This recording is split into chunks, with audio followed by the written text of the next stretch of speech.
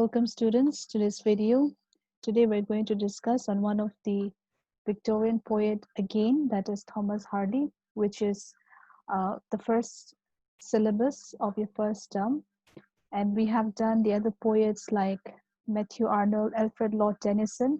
And today we're going to deal with another poet from Victorian age, that is Thomas Hardy. And the poem is The Darkling Thrush. Now, you have a short, simple biography here about Thomas Hardy, but I'm going to read out from your text, which is taken from your book. Thomas Hardy was born in the year 1840 and died in the year 1928.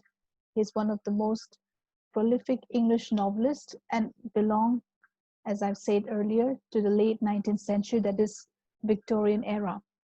His novels that were written by him were Tess the Herbivore, Smear of Casterbridge, and Jude the Obscure. Now, all these three novels reflect the social and moral concerns of his age. However, what is more interesting about him is his poetry that are written in a lyric form, all right? And that is by far the best known poetries and most widely read.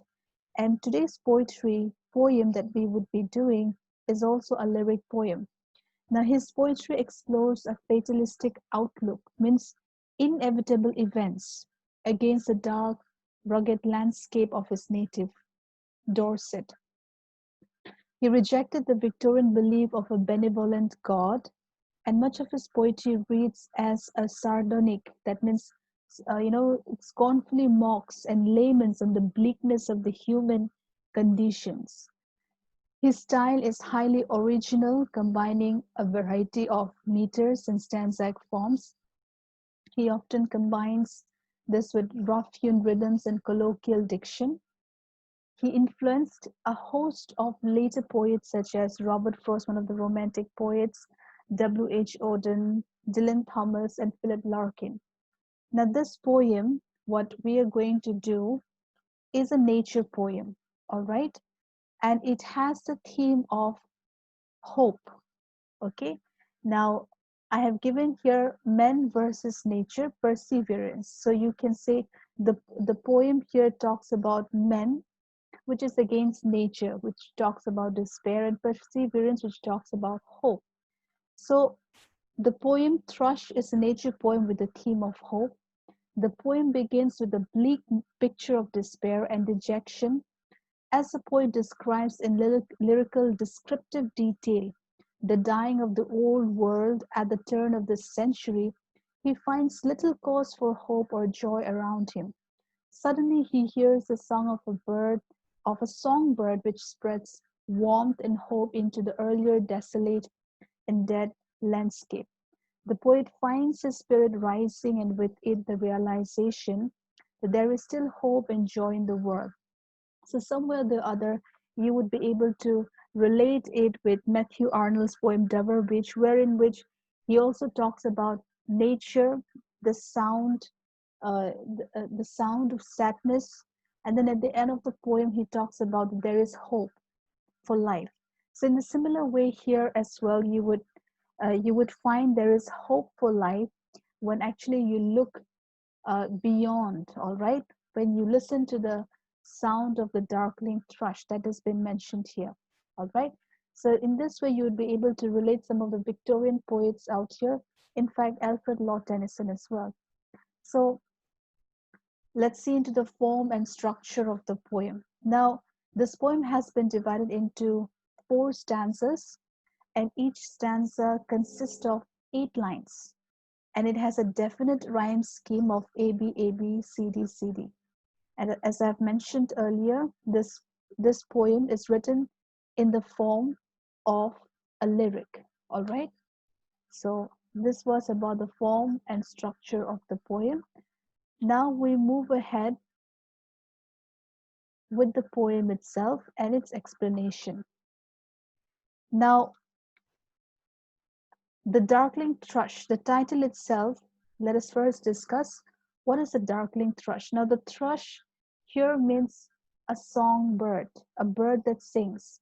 Darkling here actually refers to the growing darkness, because Thomas Hardy had written this poem at the end of the 19th century, where a new era was about to begin. That is the 20th century, and he must have felt pretty depressed and sad about the ending of the 19th century, because it was such a glorious era for him, and he could quite connect it with his predecessors, with his seniors, and some of them who have died already. So he was pondering that how the new century would bring, or what kind of enlightenment, or would there be the same kind of environment that he had experienced in the 19th century. So he was probably uh, you know pondering upon this with a deep saddened thought, as we find here in the first stanza itself,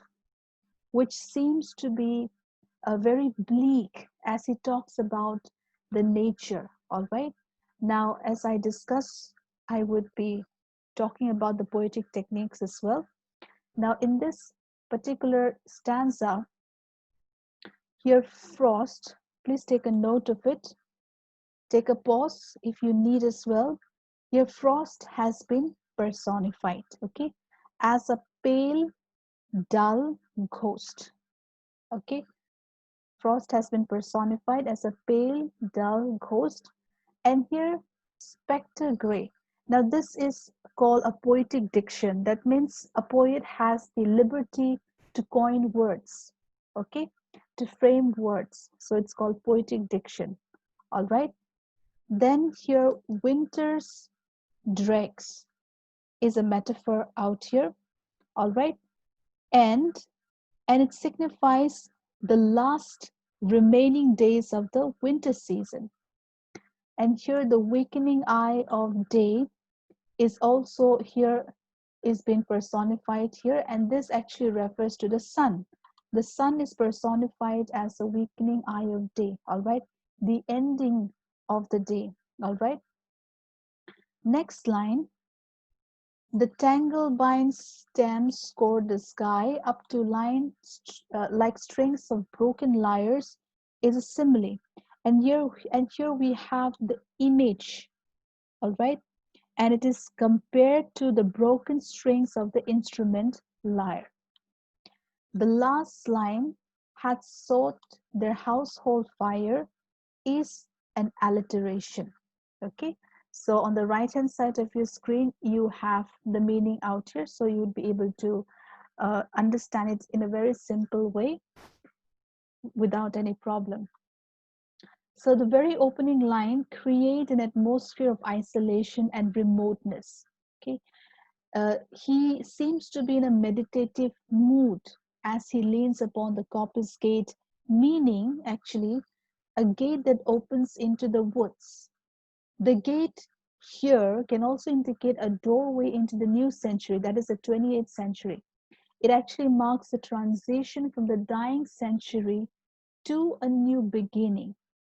He is witnessing the bleak and dreary scene very, very carefully. The presence of frost that is mentioned here indicates that it is winter. It is simple enough to understand that it is winter, and Hardy's coining of the phrase spectacle, as I've said, the poetic diction suggests a haunted landscape. All right, as I've said, the frost here is referred to as the pale dull ghost, devoid of any hope. So the scene, the entire scene, then the atmosphere looks dull and dreary. The dry season winter is ending, and the sun, represented by the age weakening eye of day, is waning very fast. So the countryside looks more like a corpse, like a dead body without a soul. The winter's dread that is mentioned here have have made the sun weakening eye of day. The winter has made The sun seemed to shine very dimly, all right, and it looks more desolate. Okay, so the winter's dregs refers to the fallen snow and heavy fog. They are the leftovers of the dying season. Okay, now the tangled vine stems seems to be like broken lyre, the instrument whose strings produce no music. The vine stems soaring the sky resemble the broken strings of the lyre. The poet here has compared the tangled vine stems to the broken lyre, although he uses the word scored out here, which is a musical term. But the image that has been created here is an ominous one. All right. Now, the speaker is only outside, witnessing, from the outside, is witnessing this dull, colorless landscape. But the others have retired. The others, who are the others? The human, all right? The societies have retired to the domestic chambers. They're comforting themselves, sitting by the fireside. There is no outdoor activity. Only a loner is present outside. That is the speaker, the poet himself. So Hardy has personified frost and the sun here as living entities, only the living entities out here. The winter landscape here is a metaphor for the dying century. The whole landscape seems to be in a deep slumber, though people are inside and warming them by sitting near the fire. So Hardy's personal loss of faith in Christianity seems to have found, its reflection in his lamentation over the ending of the 19th century. All right. So moving ahead to the next stanza out here. Here we have the century corpse. Okay, corpse means the dead body of this dead body, and here the century has been personified. And here outline is a poetic diction, a coined word of the poet itself. The cloud canopy is an image that has been given here.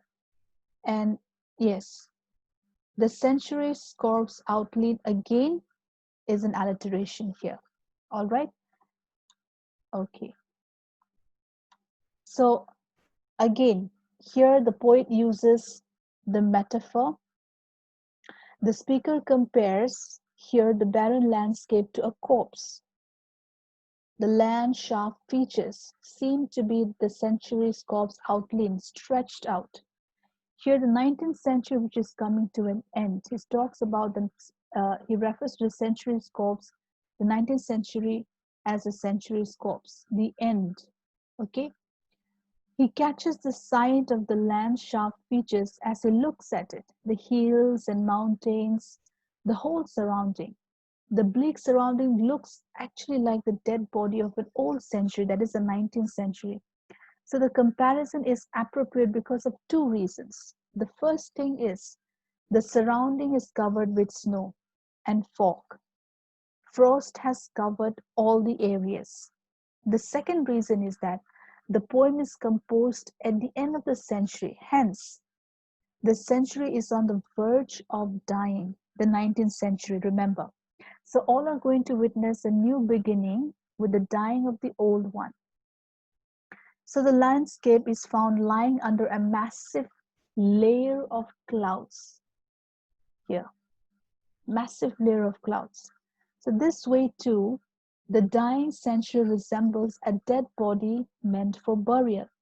It is like a corpse in a crypt. The layer of clouds form a canopy to the century's corpse. The clouds would serve as a tomb for the dead body. The wind is the song which sings a mournful song, lamenting over the dead of the old personified century. So which is the dead body out here? The 19th century itself. So the sad song resembles a burial hymn. All right. So the blowing of the wind seems to be like the mournful sound for the dead body. All right.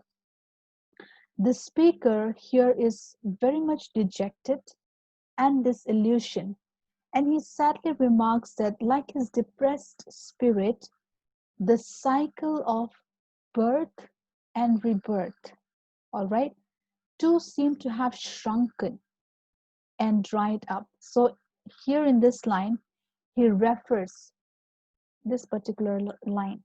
He refers to the seeds which are now shrunken, hard, and dry. All right. The speaker means to say that the very process of germination of seeds has become stagnant. As you see here, it means the source of life. All right. So he imagines to hear the pulse of the seeds buried under the earth that are eagerly waiting for the spring season to sprout into new plants. What remains here in an atmosphere of decay and despondency is nothingness. Every living spirit is without a soul, including the speaker himself. So there is no enthusiasm. There seems to be no kind of excitement in the air. Everything has become dead. So he finds his own existence without a definite identity. In fact, to simply say that he doesn't find any hope. All right. So we cannot ignore the image of decay and death in these lines at all. The speaker is not even expressing his joy at the coming of the 20th century, which should be a good thing that the frosty winter is coming to an end, because it marks the beginning of a new season, spring, which is the season of liveliness. But here we find that he is doubtful, all right, if the new era, that is the 20th century, as it is marked by rapid industrialization and urbanization, will be better than the previous one. So this is symbolized by traditional values and conventions. So Hardy's dark, tragic vision foreshadows these lines. All right. The third stanza. Now here, blast beruffled is a poetic diction out here, and the growing gloom is an alliteration. So you have two poetic techniques out here. All right. So in the third stanza, suddenly the sad moment, despondent moment, which appeared to be dark and bleak, devoid of any meaning, what he hears here is the voice which just comes forth from the bleak twigs. Now, what he hears is a frail, a kind of a song which is from a frail old thrush that has been mentioned here. Frail, you have the meaning out here. What is the meaning of frail? Thin, weak, thin. All right. Frail, gaunt, and small. All right. So he hears a song of a frail old thrush which is concealed somewhere. He cannot see it, somewhere in the dark. But the sound of the bird of the song is a definite welcome in the present situation. The bird, like the dying century, is frail, no doubt, in appearance, gaunt and small. Its delicate feathers are ruffled, as it is given here, ruffled, which means disordered, all right, by the fierce storm. However, that does not prevent the bird from giving expression to its unlimited joy in the form of an enthusiastic song. So the bird is pouring out its soul in the form of a sweet melody, disrupting the drudgery all around. So here the stanza becomes very significant because of the change in atmosphere. From despair, now we have a change of atmosphere of hope brought by this bird. The cheerfulness of the song has broken the gloomy silence all around. The song of the bird has come all of a sudden from a surrounding suggestive of death and decay. So, this extremely bony, ugly bird sings from the bleak twigs. All right? Sings from where? From a dull atmosphere, deathly atmosphere. The most beautiful song that the speaker hears after a long, long time. So, the image of the bird choosing to fling its soul suggests both hope as well as desperation. It seems that the bird is forceful in its manner of singing the song, and the song seems to be outpouring and adds some music to the dark and this bleak surrounding. All right.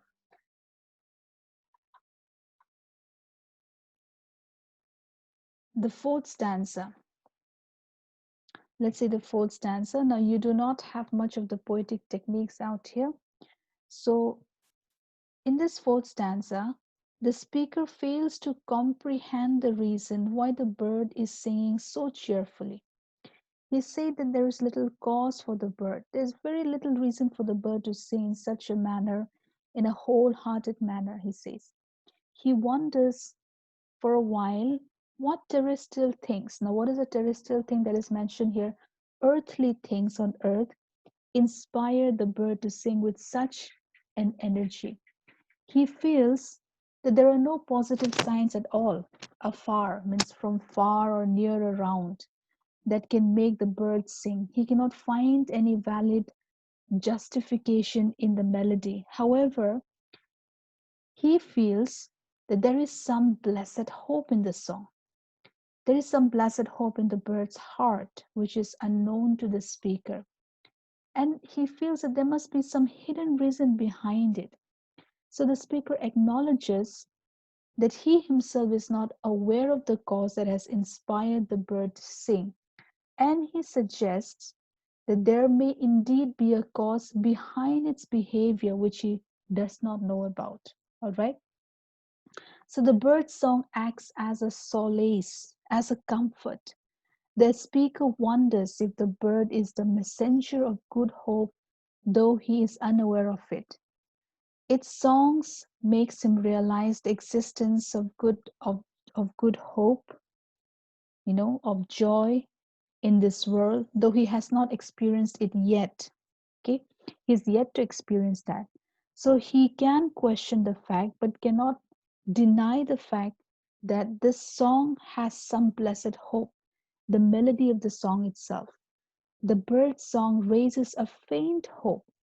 That's what he gives us, a little glimpse of hope. It has a faint hope in the speaker that the new century, which is about to make its appearance, that is the 20th century, will bring some hope and happiness to all. So, this poem also talks about hope, just like the poem that we did by Matthew Arnold, that there is hope, that love is the only hope. Here he talks about love, but here he gives us uh, an example of a bird, all right, which gives him hope, all right, some kind of a blessed hope, an unknown hope, mysterious thing that he himself has not known, which actually, as a poet, he should have been driven by the beauty of nature, should have been inspired, but he's quite surprised that he does not have that joy, but he gets inspired and he hopes for a hope from this bird. All right. So this poem tells us about perseverance, that how we need to look beyond. Okay. And as we look beyond, what we see is when we find the hope in it to live and to live peacefully. All right. So the thrush here, the bird here in the graying darkness, fills the entire bleak surrounding with joy and happiness by by singing melodiously. He says that perhaps this bird contains some kind of positivity, though he himself is not aware of it. So it ends with a note of ambiguity in it, all right? Because the bleak surrounding has nothing joyful, whereas the aesthetic sound sung by the bird adds some positive relief to it. Okay, so this poem talks about hope at the end of the poem. So I believe you have been able to understand. To substantiate your understanding, to help you out, a little short note would also be given in your school website, so you may refer to that. Okay, so thank you for watching the video.